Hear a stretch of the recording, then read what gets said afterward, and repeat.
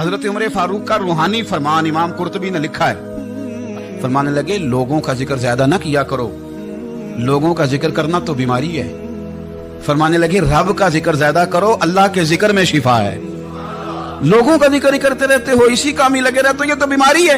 ये तो तुम्हारे दिल में बीमारी पैदा कर देगी, हर वक्त सोचोगे और ये बीमारी आ जाती है। लोगों की तरफ तवज्जो रहे तो यहां हसद पैदा हो जाता है, या बुग़्ज़ पैदा हो जाता है, या अदावत पैदा हो जाती है।